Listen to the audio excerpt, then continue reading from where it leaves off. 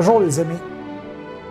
Nous sommes toujours dans l'Ancien Testament, dans les événements de l'Ancien Testament qui peuvent aujourd'hui nous servir à comprendre le chemin sur lequel nous sommes inscrits au moment où on se parle pour retourner à la perfection originelle que nous avions tous. Je vous lis ce texte de Jérémie, puis par la suite, je vais vous revenir en disant comment cela m'est utile d'avoir ce texte-là aujourd'hui, alors que c'est écrit il y a au-delà de 1000 ans, avant Jésus-Christ, donc au-delà de 3000 ans de nous. Écoutez bien. Le Seigneur dit à Jérémie, « Va t'acheter une ceinture de toile et mets-la sur tes reins, mais sans la tremper dans l'eau. » J'ai acheté la ceinture, suivant l'ordre du Seigneur, et me l'ai mis sur les reins. La parole du Seigneur me fut adressée une seconde fois en ces termes. « Prends la ceinture que tu as achetée et que tu portes sur toi et va vers les bords de l'Euphrate. Là, tu cacheras cette ceinture dans un trou du rocher. » J'allais donc la cacher près de l'Euphrate, comme le Seigneur me l'avait dit. Le temps passa, puis le Seigneur me dit, « Mets-toi en route vers les bords de l'Euphrate pour y reprendre la ceinture que je t'avais ordonné d'y cacher. » J'allais donc au fleuve, je fouillai et repris la ceinture de l'endroit où je l'avais cachée. Mais voici qu'elle était tout abîmée. Elle n'était plus bonne à rien.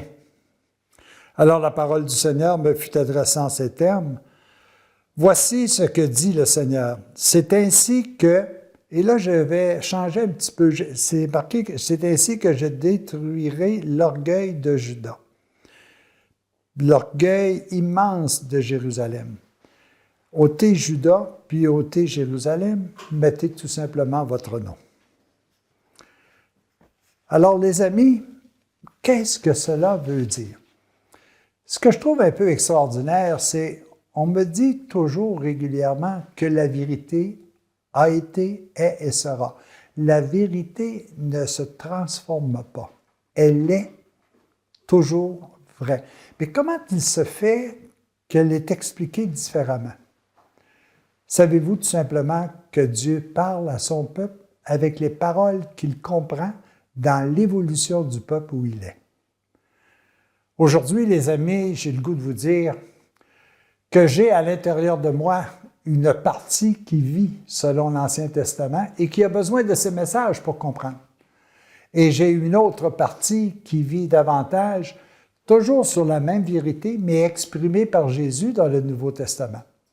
Sur terre, il y a des gens qui vivent selon l'ordre de l'Ancien Testament, œil pour œil, dent pour dent. C'est pour ça qu'on voit beaucoup de vengeance, beaucoup de guerres, beaucoup de conflits ici et là.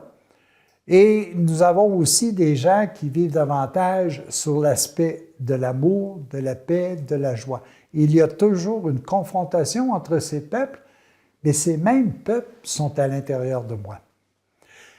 La ceinture de lin ou la ceinture de toile, c'est l'encadrement divin qui est en toi. Cet encadrement divin-là, elle est de toute éternité.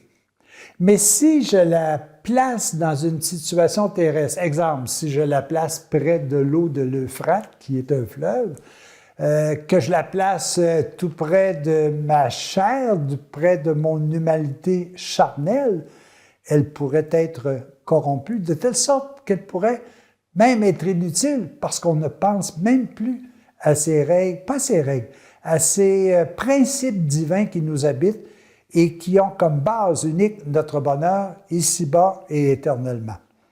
Alors, Dieu dit dans l'Ancien Testament, comme il le dit dans le Nouveau Testament, je vous entoure de tout mon bien-être divin.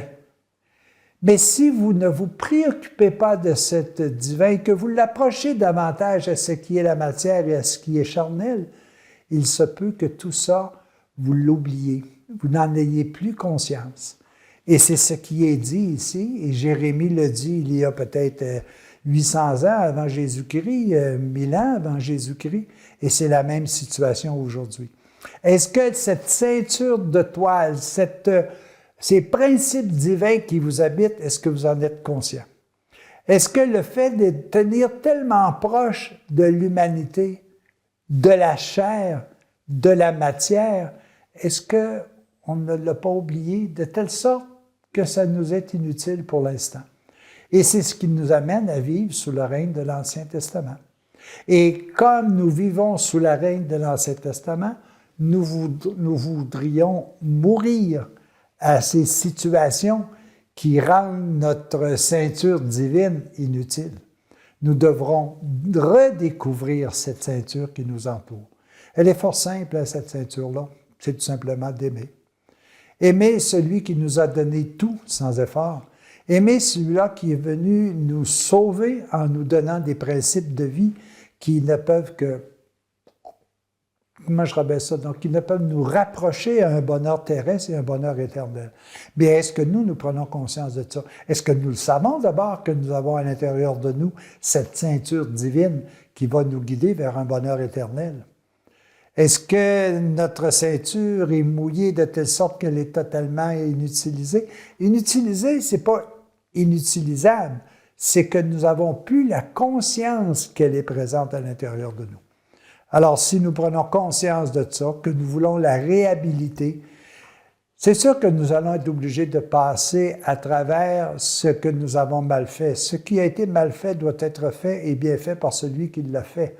Alors, je pense que ça, c'est excessivement important, que nous aurons des efforts à déployer pour pouvoir recomprendre ce qu'est véritablement la ceinture de lin qui est à l'intérieur de nous, de ce tissu divin qui comporte toutes les solutions à toute la problématique, si je peux l'appliquer de même, de notre vie au quotidien. Alors, les amis, voyez comment est-ce que, tout simplement, l'Ancien Testament nous est utile aujourd'hui. Alors que moi, bien souvent, j'ai dit, mais que c'est ça, l'Ancien Testament? Ils sont toujours en train de se batailler ici et là. C'est parce qu'à ce moment-là, c'était peut-être ce qui était le plus courant. Mais aujourd'hui, même si c'est encore très présent, on le voit et on le vit pas simplement de façon extérieure, mais on le vit de façon intérieure. À titre d'exemple, pour terminer, dans l'Ancien Testament, on disait ne juge pas, ne tue pas, ne condamne pas, n'envie pas, puis bon, etc. Et aujourd'hui, c'est intégré à l'intérieur des us et coutumes de ne pas tuer. Et effectivement, on a assimilé ça à nous-mêmes, à nos règles civiles. Mais on n'a peut-être pas tout fait la même chose avec ne juge pas, n'envie pas le bien d'autrui, ne fais pas de faux témoignages. Alors, si jamais on fait ce genre de choses-là, c'est parce qu'il y a une partie de nous qui vit dans l'Ancien Testament. Pourquoi ne pas vivre dans le Nouveau Testament, où la règle d'or, c'est l'amour envers l'être suprême qu'il nous a donné et envers tous ceux et celles qui nous entourent. Aime Dieu, aime ton prochain, aimez-vous les uns les autres, comme je vous ai aimé. Les amis, bonne réflexion grâce à l'Ancien Testament, grâce à notre prophète Jérémie. À la prochaine.